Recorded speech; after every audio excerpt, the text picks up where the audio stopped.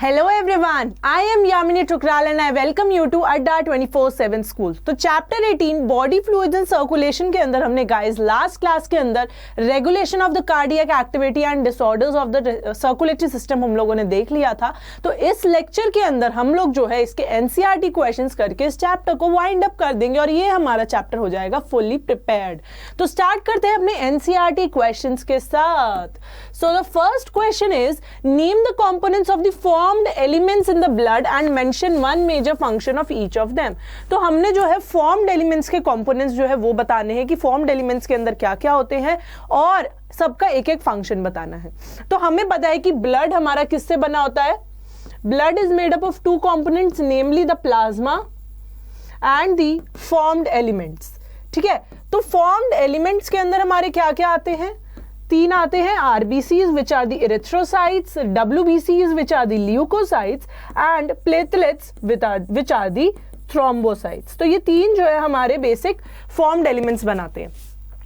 तो blood corpuscles they are the formed elements in the blood and they constitute 45% of the blood। तो मतलब plasma हमारा 55% बना रहा है और formed elements हमारे 45% बना रहे हैं। यही हुआ। So the formed elements they are erythrocytes, leucocytes and thrombocytes. तो चलिए एक एक करके सबके बारे में देख लेते हैं। So the major function of the RBC it is to transport oxygen from the lungs to the body tissues and carbon dioxide from the body tissues to the lungs. तो बेसिक फंक्शन आरबीसीज का हमारा क्या रहता है, जो हमारे erythrocytes होते हैं वो ऑक्सीजन को, जो ऑक्सीजनेटेड ब्लड होता है उसको लंग्स से लेके जाते हैं टुवर्ड्स द बॉडी टिश्यू और बॉडी टिश्यू से जो भी हमारा कार्बन डाइऑक्साइड या फिर उसकी फॉर्म में जो वेस्ट जनरेट होता है उसको बॉडी टिश्यू से लेके जाते हैं towards the lungs. So next हमारे आते हैं क्या, ल्यूकोसाइट्स यानी कि WBCs। So they provide the immunity to the body. WBCs they mainly aim at the providing immunity to the body. अब WBCs हमारे कितने तरीके के होते हैं। WBCs के अंदर मेन जो हमारे होते हैं वो लिम्फोसाइट्स होते हैं जो कि हमारे पैथोजन के अगेंस्ट में डिफेंस प्रोवाइड करते हैं, पैथोजन के अगेंस्ट में डिफेंस प्रोवाइड करते हैं। और लास्टली हमारे आते हैं थ्रोम्बोसाइट्स यानी कि प्लेटलेट्स जो कि ब्लड क्लॉटिंग में हेल्प करते हैं। ब्लड क्लॉटिंग क्या होता है, जैसे हमें कोई भी कट लगता है तो ब्लड फ्लो करता है और कुछ टाइम बाद जो है वो कोआगुलेट कर जाता है, वो वहीं पे ब्लीडिंग हमारी रुक जाती है। तो वो कोआगुलेशन के लिए कौन हेल्प करता है, हमारे थ्रोम्बोसाइट्स या फिर प्लेटलेट्स हेल्प करते हैं। तो हमें तीन के तीन जो है फॉर्म्ड एलिमेंट्स पता चल गए हैं, तीनों के एक एक फंक्शन पता चल गए हैं। तो यही हमारे क्वेश्चन में पूछा गया था। Next question, what is the importance of the plasma proteins. अब प्लाज्मा के अंदर हमारे तीन प्रोटीन्स होते हैं, कौन से होते हैं, एल्ब्यूमिन, ग्लोब्यूलिन, फाइब्रिनोजेन, है ना, प्रोथ्रोम्बिन, मतलब तीन चार जो है प्रोटीन्स होते हैं main. So the plasma proteins they constitute 7 to 8% of the plasma. Plasma हमारा कितने परसेंट होता है, वैसे 55% होता है, जिसमें से 7 to 8% जो है हमारे प्लाज्मा प्रोटीन्स होते हैं जो कि हमारे क्या होते हैं, albumin, globulin, prothrombin and fibrinogen. ठीक है, सो प्रोथ्रोम्बिन और फाइब्रिनोजेन तो हमारे ब्लड क्लॉटिंग में हेल्प करते हैं, जो कि मैंने आपको बताया कि जब ब्लीडिंग हो रही होती है तो ब्लीडिंग को जो रोकते हैं वो हमारे क्या होते हैं, prothrombin and fibrinogen. Prothrombin and fibrinogen वो हमारे जो है ब्लड क्लॉटिंग में हेल्प करते हैं, वो हमारे ब्लड क्लॉटिंग में हेल्प करते हैं। नेक्स्ट हमारे आते हैं एल्ब्यूमिन एंड ग्लोब्यूलिन। वो क्या करते हैं, they retain the water in the plasma और हेल्प करते हैं in maintaining the osmotic balance. तो एल्ब्यूमिन और ग्लोब्यूलिन बेसिकली हमारा वाटर रिटेंशन में हेल्प करते हैं, किसमें, वाटर रिटेंशन में, जिससे कि प्लाज्मा के अंदर जो है फ्लूइडिटी बनी रहे और ऑस्मोटिक बैलेंस जो है बेसिकली हमारा मेंटेन रहे, जो ऑस्मोटिक बैलेंस है हमारा मेंटेन रहे। तो हमें पता चल गया फाइब्रिनोजेन और प्रोथ्रोम्बिन हमारा ब्लड क्लॉटिंग में हेल्प करते हैं और एल्ब्यूमिन और ग्लोब्यूलिन हमारे osmotic pressure of the plasma को मेंटेन करने में हेल्प करते हैं। The globulins they are also involved in the defense mechanism of the body and they are also called as the immunoglobulins, जिनको हम लोग IG बोलते हैं, जो कि क्या होती है, बेसिकली हमारी एंटीबॉडीज होती हैं।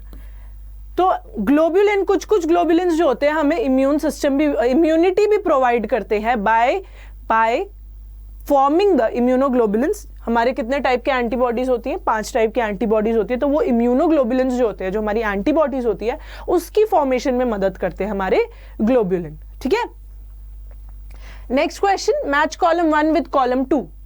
हमने जो है कॉलम 1 वाले जो सेल्स हैं जो कॉलम 1 में है प्रेजेंट, उनको कॉलम 2 के साथ मैच करना और हमने देखना है कि किसका क्या फंक्शन है। Eosinophils, RBC, AB group, platelet, systole. तो सबसे इजी से स्टार्ट करते हैं। प्लेटलेट क्या करता है हमारा? Platelet it helps in the coagulation, ठीक है, डी का 1। देन ए बी ग्रुप जो होता है हमारा क्या होता है? जो ब्लड ग्रुप के अंदर हमारा ए बी ग्रुप होता है, उसके ऊपर ए और बी एंटीजन दोनों होते हैं, उसमें कोई एंटीबॉडी नहीं होती है, तो वो हमारा क्या हुआ? यूनिवर्सल रेसिपिएंट हुआ। तो ए बी ग्रुप हमारा यूनिवर्सल रेसिपिएंट हो गया, ठीक है।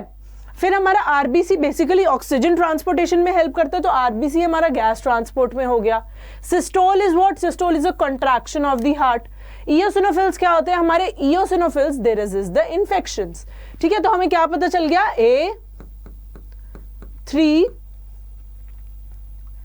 B5, C2, D1 and E हमारा क्या हो गया? 4। तो ये हमारा मैच द फॉलोइंग का कुछ आंसर आया है। तो मैं यहां पे आंसर लिख रही हूं। इसके आंसर मैंने ऐसे इंसर्ट नहीं किए थे कि हम लोग जो है साथ में से सॉल्व करेंगे, क्योंकि बहुत छोटा सा क्वेश्चन था एंड आई थिंक इसमें बहुत इजीली हम लोग को समझ आ गया। Eosinophils they resist the infection, RBCs they help in the gas transport, सी का हमारा 2 it is the universal recipient, platelets they help in the coagulation and systoles mean the contraction of the heart. तो ये इसकी answer की है, तो ये इसकी आंसर की है। तो हमें पता चल गया कि मैच द फॉलोइंग के थ्रू कि किस किस का क्या क्या फंक्शन होता है या फिर किस किस के क्या क्या कैरेक्टरिस्टिक्स होते हैं। Next question, why do we consider blood as a connective tissue? हम ब्लड को कनेक्टिव टिश्यू क्यों कंसिडर करते हैं? So the connective tissue it connects different tissues और organs of the body. Connective tissues का मेन रोल क्या होता है? It connects the different tissues and the organs of the body and उसके अंदर क्या क्या होता है? हमारा लिविंग सेल्स होते हैं एंड एक्स्ट्रा सेलुलर मैट्रिक्स। तो जो कनेक्टिव टिश्यू होता है उसके अंदर क्या होते हैं? हमारे लिविंग सेल्स होते हैं और कनेक्टिव जो एक्स्ट्रा सेलुलर मैट्रिक्स होती है।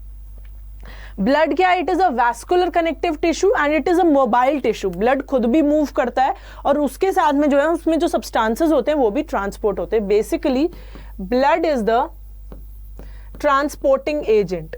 It is what? It is the transporting agent. तो ब्लड जो है मोबाइल है, इट कैन मूव इटसेल्फ और उसके अंदर वो सब्सटेंसेस को भी कैरी कर सकता है, ठीक है। So it is a mobile tissue and consist of fluid matrix and the free cells. उसके अंदर फ्लूइड मैट्रिक्स भी होता है, जैसे कि मैंने बताया plasma and the formed elements which are the free cells. So the blood it transport materials from one place to the other.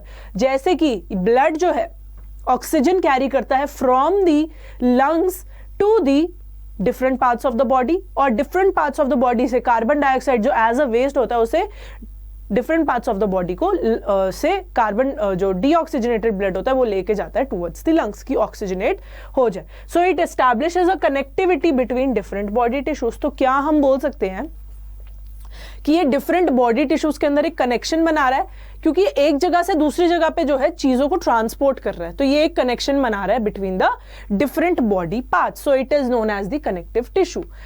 Then question 5th, what is the difference between lymph and blood? बहुत commonly आज question है, बहुत ही important question है कि lymph और blood के अंदर क्या डिफरेंस होता है। ब्लड के अंदर बेसिकली क्या होता है? हमारा प्लाज्मा होता है और फॉर्म्ड एलिमेंट्स होते हैं जो कि इरिथ्रोसाइट्स, ल्यूकोसाइट्स और प्लेटलेट्स होता है। लिम्फ के अंदर क्या होता है? सिर्फ प्लाज्मा एंड ल्यूकोसाइट्स होते हैं, no erythrocytes and no thrombocytes, only plasma and leucocytes. और इसके अंदर plasma plus erythrocytes, leucocytes and platelets.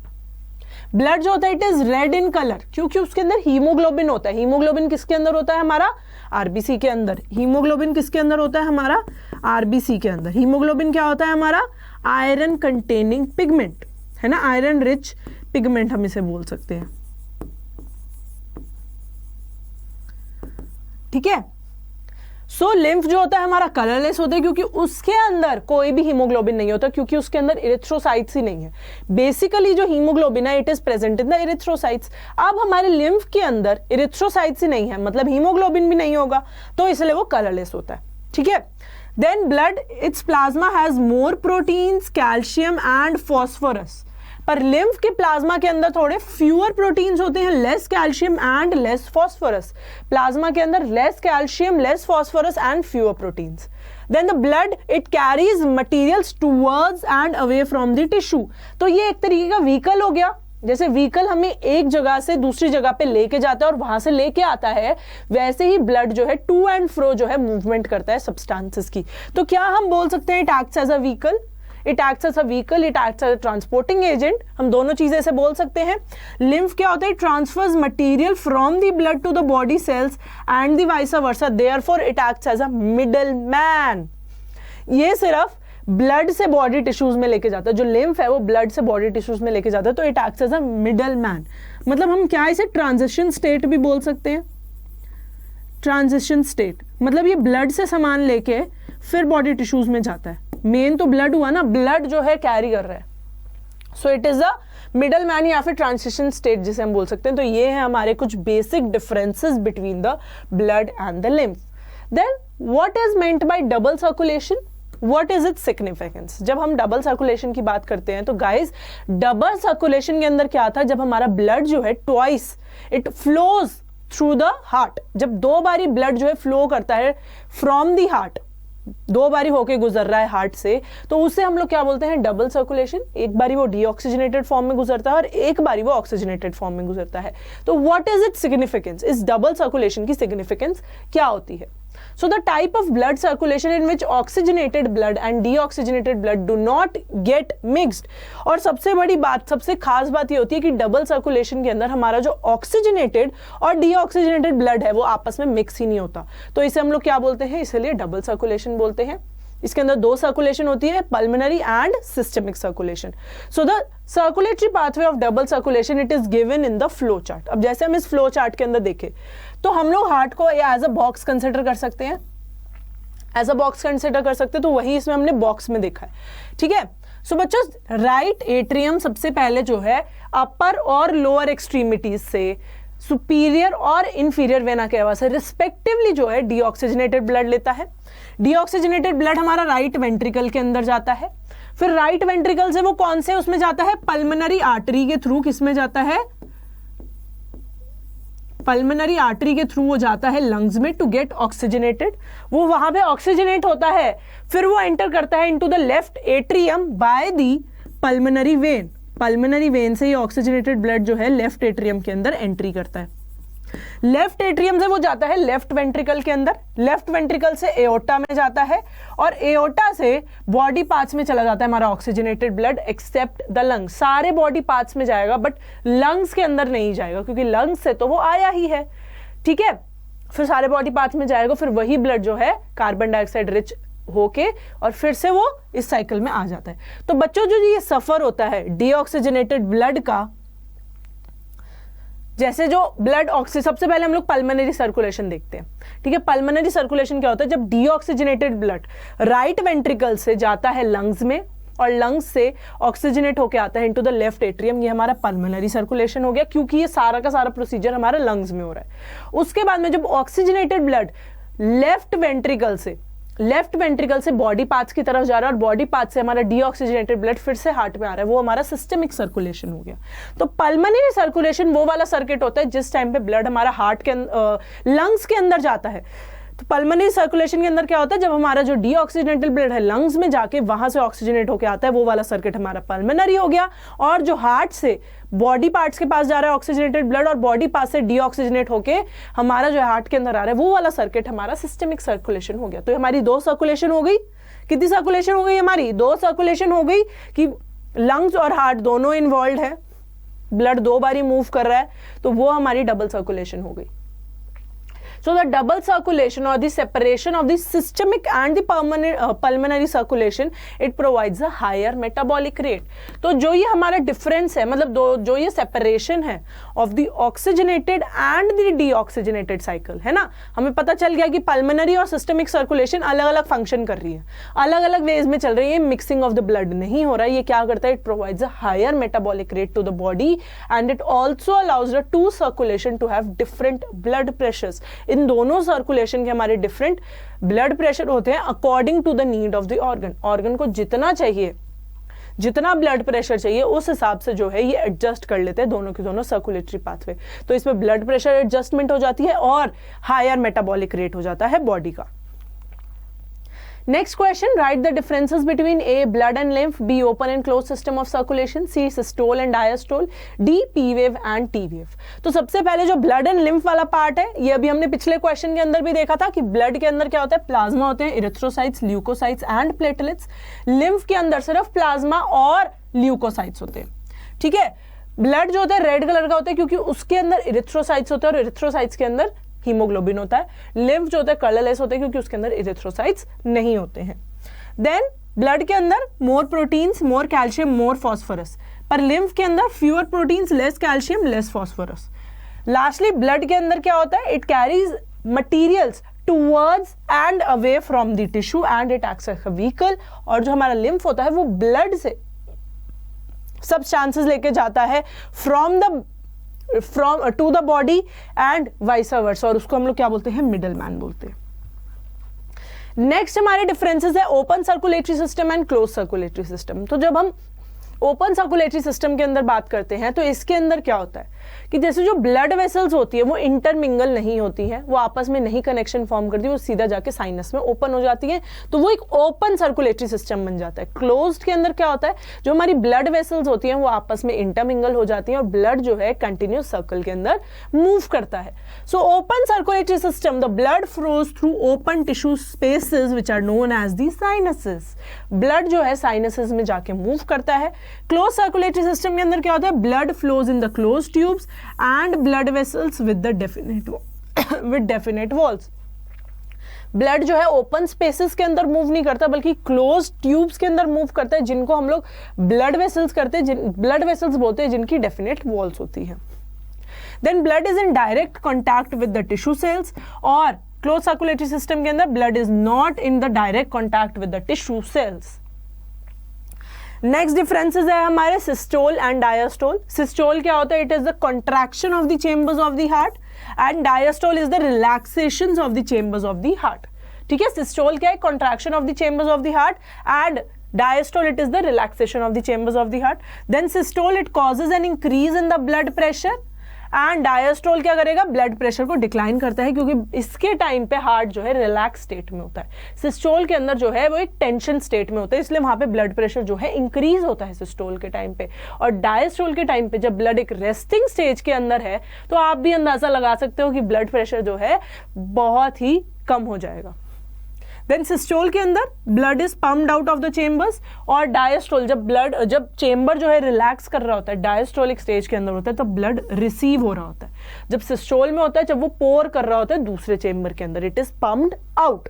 ठीक है, so the last difference is P wave and T wave. P wave क्या है, depolarisation of the atria. T wave क्या करता है, रीपोलराइजेशन ऑफ द वेंट्रिकल्स को डिस्प्ले करता है. देन पी वेव के अंदर blood is pumped into the ventricles and T wave के अंदर blood is received by the atria. तो ये बेसिक डिफरेंसेस है between the blood and lymph, open and closed circulatory system, systole and diastole, and P wave and T wave.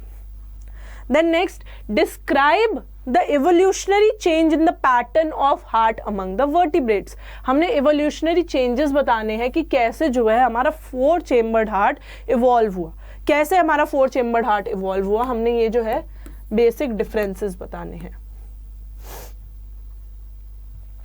Vertebrates के अंदर कितने heart होते हैं, एक सिंगल हार्ट होता है. कितना होता है उसका साइज, क्लेंज्ड फिस्ट की तरह इतना ही साइज होता है. मेरा अगर फिस्ट इतनी है तो मेरे हार्ट का साइज इतना होगा. आपकी फिस्ट अगर इससे छोटी है तो छोटा होगा, बड़ी है तो थोड़ा बड़ा होगा, बट बहुत माइनर डिफरेंसेस रहते हैं. So vertebrates they have a single heart.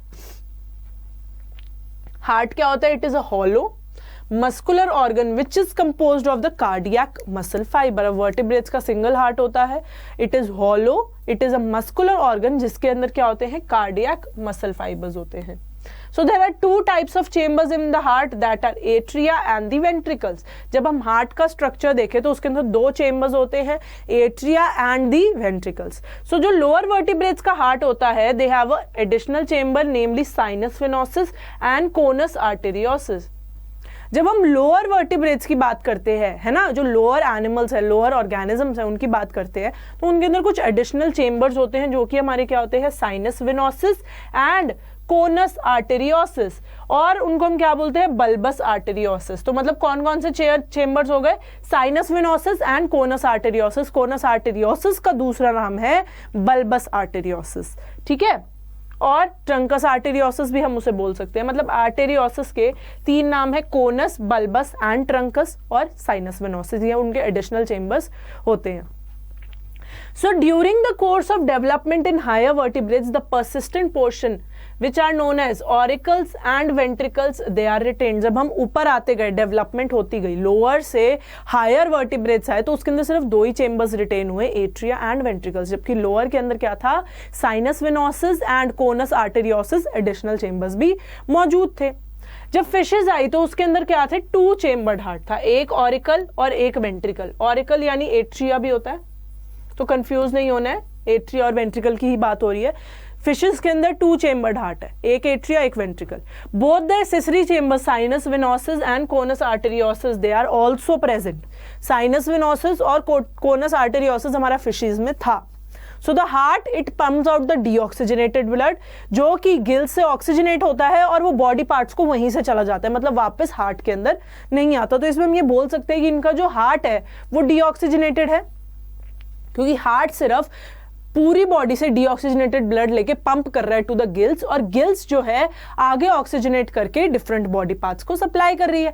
तो हम ये बोल सकते हैं कि इसका जो हार्ट है दैट इज डीऑक्सीजनेटेड, इसमें सिर्फ डीऑक्सीजनेटेड ब्लड आता है। बाकी जो रिस्पॉन्सिबल है ऑक्सीजनेशन के लिए वो है गिल्स, और गिल्स ही सारे बॉडी पार्ट्स में डिस्ट्रीब्यूट करती है। तो इसमें सिंगल सर्कुलेशन हुई ना, कि एक ही बारी सिर्फ हार्ट से ब्लड गया, वो भी डीऑक्सीजनेटेड था, तो इसके अंदर हम ये बोलते हैं कि सिंगल सर्कुलेशन हुई, है ना, सिंगल सर्कुलेशन हुई फिशेस के अंदर। और इसके अंदर साइनस वेनोसिस और कोनस आर्टेरियोसिस भी रिटेन होते हैं। Then it is single circulation and the heart it is venous heart. Venous का मतलब क्या होता है, डीऑक्सीजनेटेड। तो इस हार्ट को हम लोग वीनस हार्ट भी बोलते हैं, जिसको कि डीऑक्सीजनेटेड बोला जाता है, ठीक है। तो हमें फिशेस का पता चल गया। नेक्स्ट हमारे आए लंग फिशेस, एम्फीबियंस और रेप्टाइल्स, जिसके अंदर हमारे कितने चेंबर्ड हार्ट था, 3 चेंबर्ड हार्ट था, 2 ऑरिकल्स एक वेंट्रिकल, ठीक है। सो जो लेफ्ट एट्रियम है उसके अंदर वही डीऑक्सीजनेटेड ब्लड आएगा, है, सॉरी, राइट एट्रियम के अंदर डीऑक्सीजनेटेड ब्लड आएगा, लेफ्ट एट्रियम के अंदर ऑक्सीजनेटेड ब्लड आएगा from the gills, lungs, skin, buccopharyngeal cavity, ठीक है। और जो राइट एट्रियम है उसके अंदर हमारा डीऑक्सीजनेटेड ब्लड आएगा, जैसे हम लोगों के अंदर होता है, उसके अंदर नॉर्मल प्रोसीजर ही जो है वो फॉलो करेंगे। पर वेंट्रिकल्स के अंदर जाके ये दोनों के दोनों ऑक्सीजनेटेड एंड डीऑक्सीजनेटेड जो है जाके मिक्स हो जाएंगे, और यही जो है ब्लड जो है पंप होएगा इन द बॉडी, जो कि मिक्स्ड है, ऑक्सीजनेटेड एंड डीऑक्सीजनेटेड। तो क्या हम इसे इनकम्प्लीट डबल सर्कुलेशन बोल सकते हैं? क्या हम इसे इनकम्प्लीट डबल सर्कुलेशन बोल सकते हैं? क्योंकि ब्लड तो 2 बार ही आ रहा है, पर वेंट्रिकल्स में वो जो है 2 बार ही नहीं जा रहा है, एक ही बार ही जा रहा है। वेंट्रिकल्स के अंदर ऑक्सीजनेटेड और डीऑक्सीजनेटेड के बीच का डिफरेंस नहीं है, वो दोनों वहां पे जाके मिक्स हो रहे हैं, तो इसलिए ये हमारा क्या होगा, incomplete double circulation. Next, crocodiles, birds and mammals. अब आप बोलोगे कि रेप्टाइल्स के अंदर तो 3 चेंबर था, पर क्रोकोडाइल्स जो है हमारी एक्सेप्शन होते हैं। क्रोकोडाइल्स जो है एक्सेप्शन होते हैं, जिनके अंदर 4 चेंबर्ड हार्ट होता है। तो crocodiles, birds and mammals, they have a complete 4 chambered heart, जिसके अंदर राइट और लेफ्ट ऑरिकल होते हैं, राइट और लेफ्ट वेंट्रिकल होते हैं। ऑक्सीजनेटेड और डीऑक्सीजनेटेड ब्लड अलग से डिफरेंशिएटेड होते हैं, ठीक है। राइट पार्ट जो है उसमें डीऑक्सीजनेटेड ब्लड होता है और लेफ्ट पार्ट के अंदर ऑक्सीजनेटेड ब्लड होता है, ठीक है। So this mode of circulation it is complete double circulation. जो वो थी जिसके अंदर वेंट्रिकल्स के अंदर oxygenated and deoxygenated blood mix up हो रहा था, वो हमारी इनकम्प्लीट थी, और ये वाली जो कि कंप्लीट 4 चेंबर्ड हार्ट के अंदर होती है, ये हमारी कंप्लीट डबल सर्कुलेशन होती है, which includes systemic and pulmonary circulation। वो मैंने आपको बता दिया था कि क्या क्या होता है। So there are no accessory chambers, sinus venosus and conus arteriosus disappear, ठीक है। बर्ड्स और मैमल्स के अंदर ये डिसअपियर हो जाता है, रेप्टाइल्स तक ये रहता है। सो ये था हमारा एवोल्यूशन ऑफ हार्ट, कैसे 2 चेंबर्स से हमारा 4 चेंबर्ड हार्ट बना, और जो हमारे एक्सेसरी चेंबर्स थे वो विद टाइम डिसअपियर हो गए। Next question, why do we call our heart myogenic? हम हार्ट को मायोजेनिक क्यों बोलते हैं? So the heart of mollusc, vertebrates including humans, it is myogenic because the heart beat it is initiated by the heart itself. हमारा जो heart है that is auto excitable, उसके अंदर अपना कंडक्शन सिस्टम है, एसए नोड, एवी नोड, अपनी ही action potential वो generate करके खुद ही हार्ट बीट इनिशिएट करता है, एक्सटर्नल सप्लाई की जरूरत नहीं होती है. तो हम हार्ट को मायोजेनिक बोलते हैं. क्या बोलते हैं? मायोजेनिक बोलते हैं because the heart beat it is initiated by the heart itself by a patch of modified heart muscles बोल द साइनोएट्रियल नोड और the SA node which is the pacemaker. ये पेस डिसाइड करता है, तो ये pace maker होता है. It lies in the wall of the right atrium near the opening of the superior vena cava.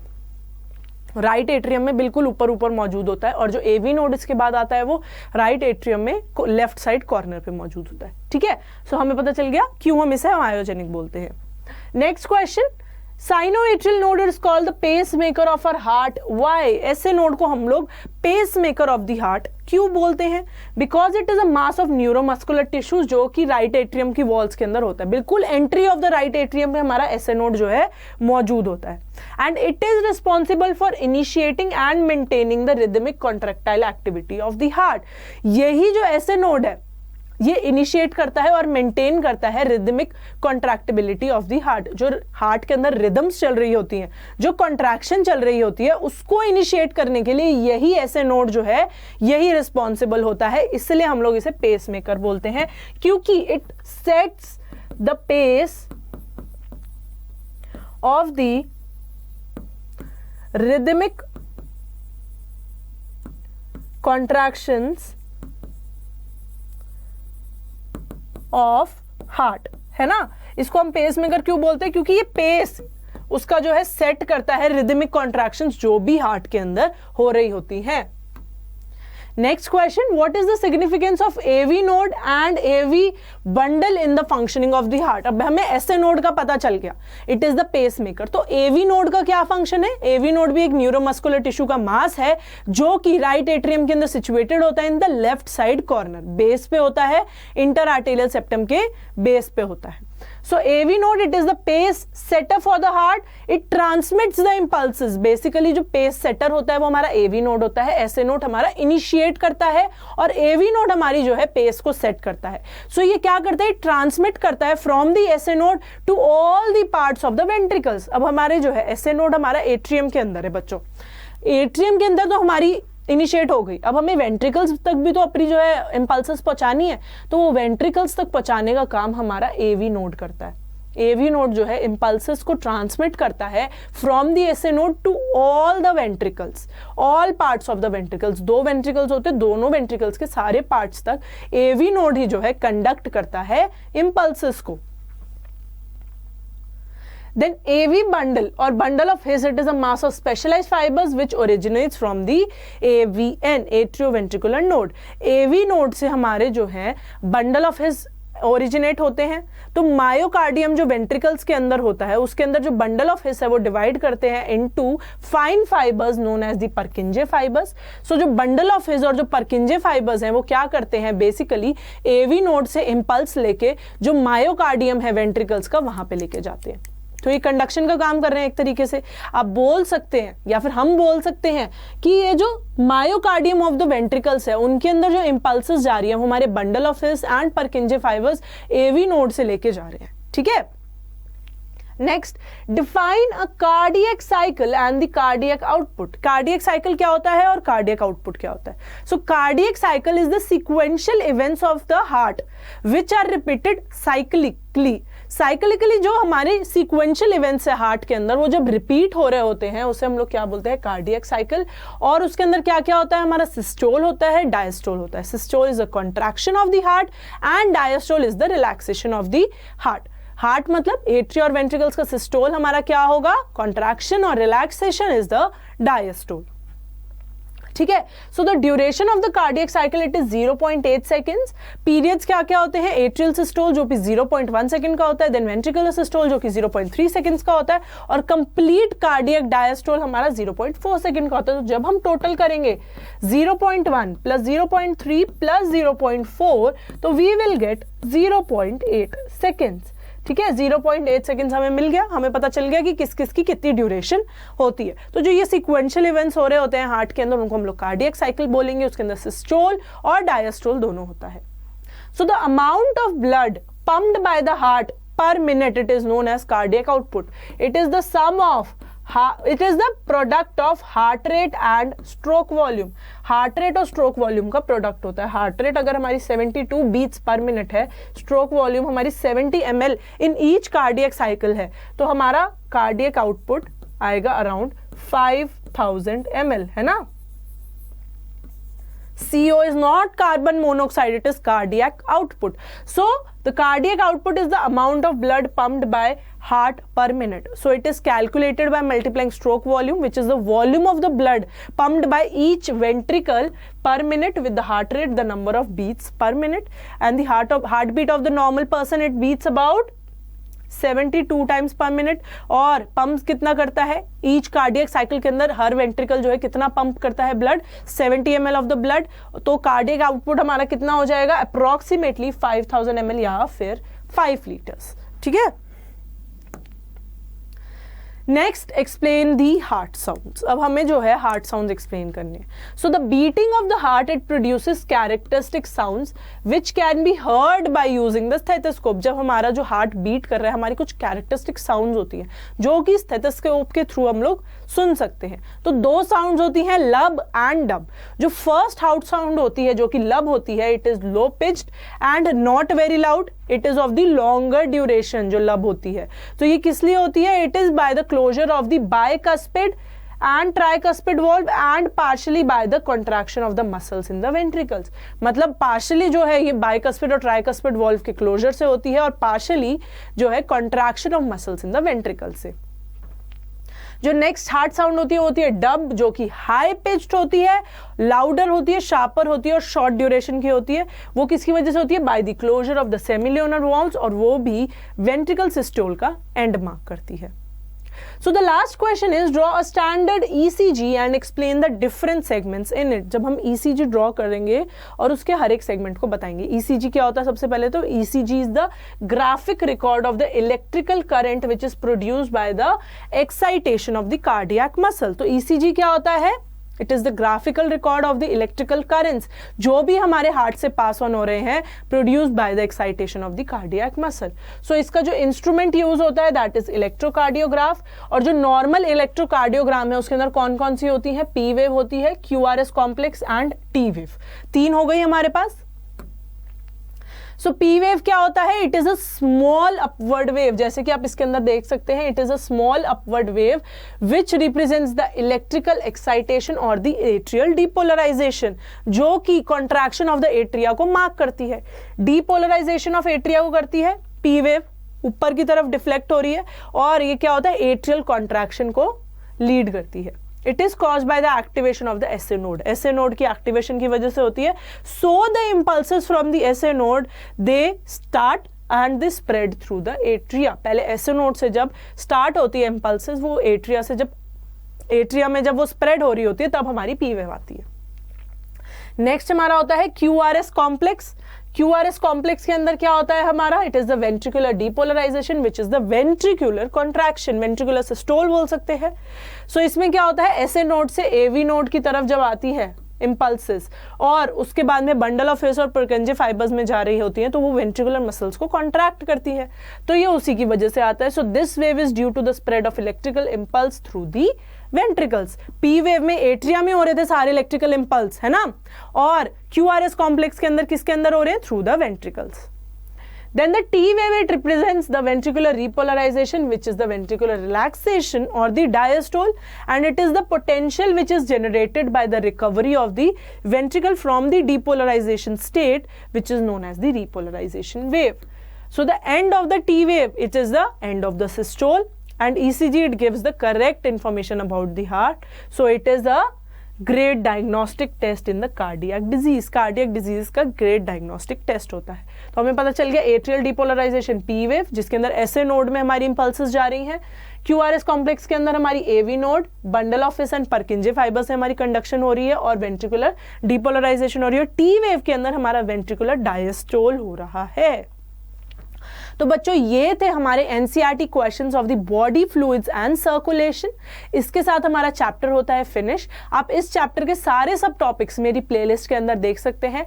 अगर आपको वीडियो पसंद आई है तो लाइक करना है, शेयर करना है, सब्सक्राइब करना है अड्डा 24/7 स्कूल के चैनल को। Thank you for watching the video and bye bye.